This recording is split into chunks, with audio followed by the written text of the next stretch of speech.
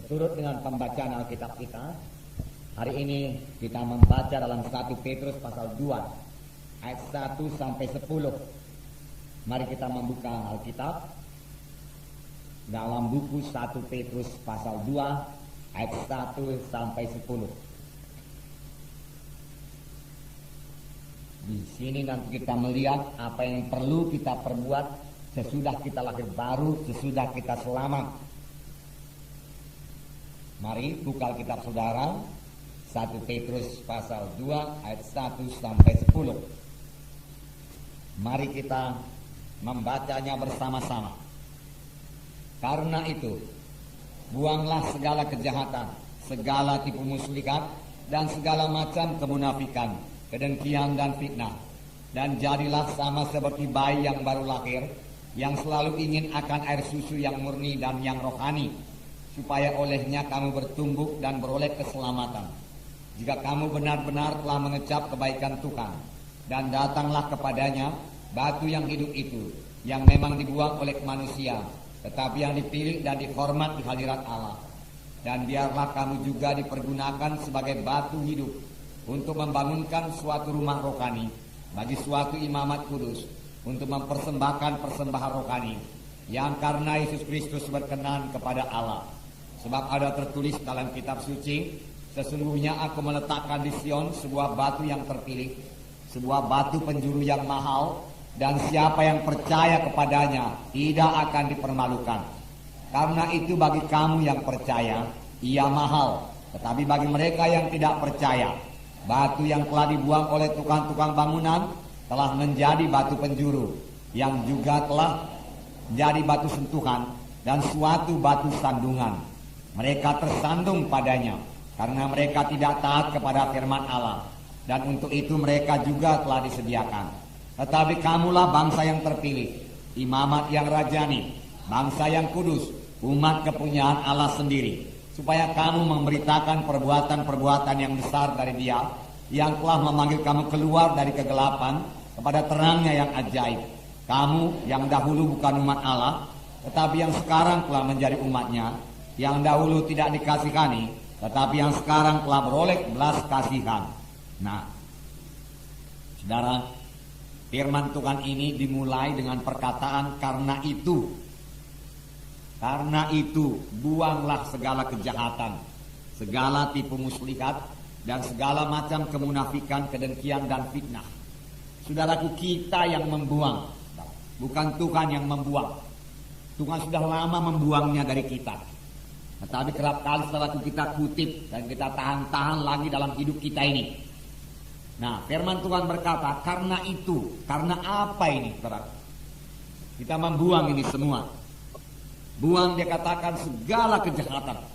Dipakai perkataan segala, artinya semua macam kejahatan. Buang, jangan disimpan-simpan lagi. Segala tipu muslihat. Jadi tidak ada tipu muslihat dalam hidup anak-anak Tuhan.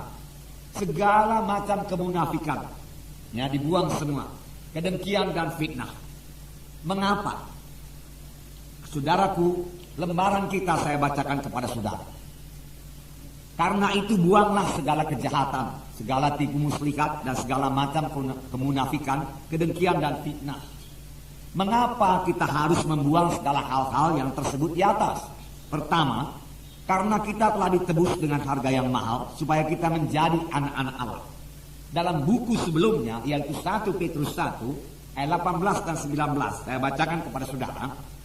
Sebab kamu tahu bahwa kamu telah ditebus dari cara hidupmu yang sia-sia, yang kamu warisi dari nenek moyangmu itu, bukan dengan barang yang fana, bukan pula dengan perak atau emas, melainkan dengan darah yang mahal, yaitu darah Kristus, yang sama seperti darah anak domba yang tak bernoda dan tak bercacat.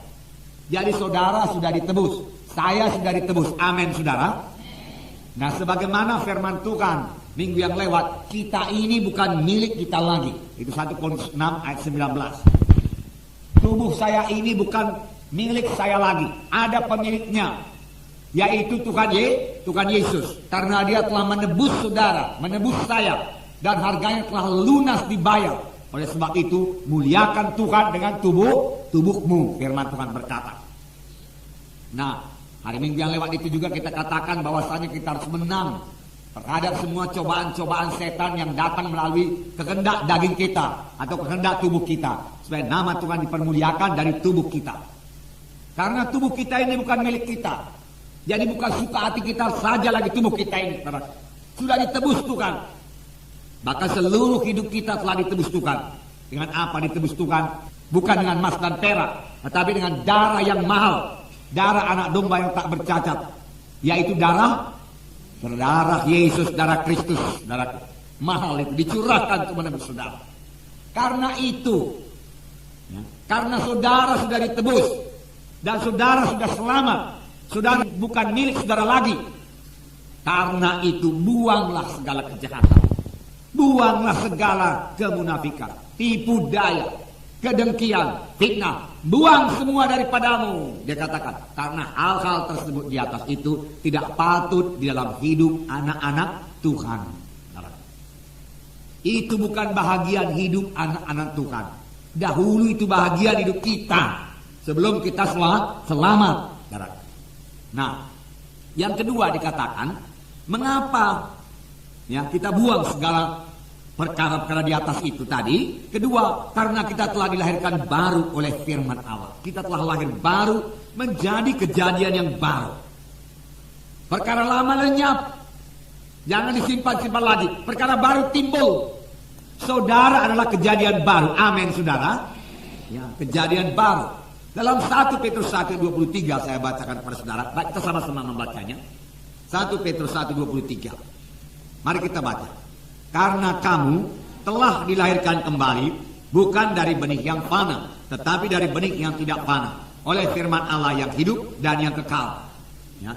Telah lahir baru. Jangan bimbangkan ini, saudara. Saudara sudah lahir baru. Amin, saudara. Ya, lahir baru. Apa yang melahirkan kita baru? Yaitu firman Allah yang hidup dan kekal. Buku Yohanes mengatakan dari air dan roh, dari firman Allah dan roh Allah.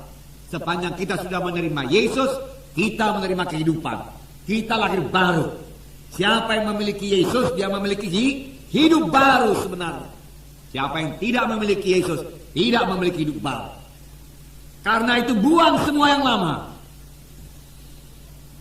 Buang. Nah, karena kita sudah lahir baru, tidak patut lagi hal tersebut lengket dalam hidup anak-anak Tuhan.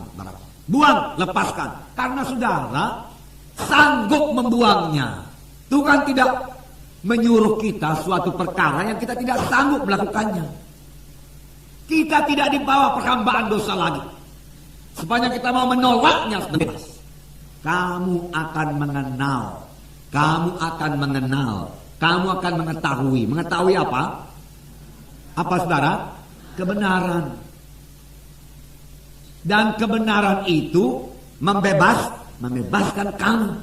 Jadi bagaimana supaya kita bebas? Tahu, mengerti. Sekedar kebenaran saja, sudah ada kebenaran, sudah ada Yesus. Tapi kalau saudara tidak mengetahui kebenaran itu, tidak mengetahui firman Tuhan itu, maka kebenaran itu tidak membebaskan saudara. Tetapi supaya saudara mengetahui kebenaran itu, maka kebenaran itu membebaskan saudara. Termasuk bebas daripada perkara-perkara ini tadi, perkara-perkara dosa ini. Nah, saudara, ini hidup yang sentosa, hidup dalam roh Tuhan. Bebaskan itu semua.